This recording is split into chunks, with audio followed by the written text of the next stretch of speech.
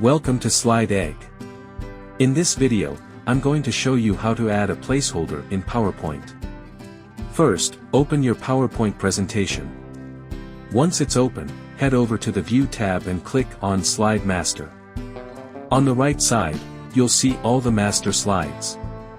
From there, right-click and select Insert Layout to add a new layout. Now, to add a placeholder, go to Insert Placeholder. You'll see different options like text, picture, chart, table, smart art, media, online image, and cameo. Let's start with text.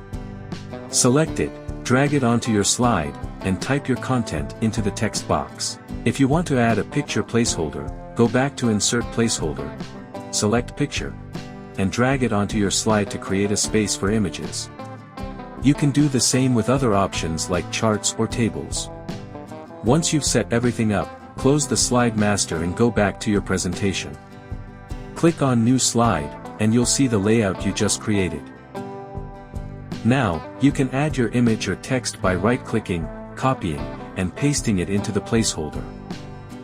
You can add your image by right-clicking, copying, and pasting it into the placeholder. Then, just add your text in the text box. If you want to add more placeholders, go to the View tab and open the Slide Master again. And insert a new layout. You can delete any unwanted text boxes, go to the placeholder and click on Chart. Drag the placeholder onto the slide, then close the Slide Master. Now, click on the new layout and insert it. You'll see a small chart icon in the center. Just click on it to insert your chart.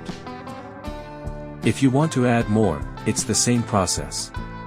Go back to the View tab, click on Slide Master, and add a new layout.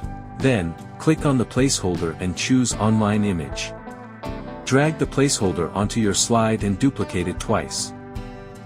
After closing the Slide Master, return to your presentation and apply the customized layout. Click on the layout, go to the Online Image placeholder, select an image, and insert it. Follow the same process for the other images. And that's it. You've learned how to add placeholders in PowerPoint, making your presentations more organized and customizable. Thanks for watching, and I'll see you in the next video.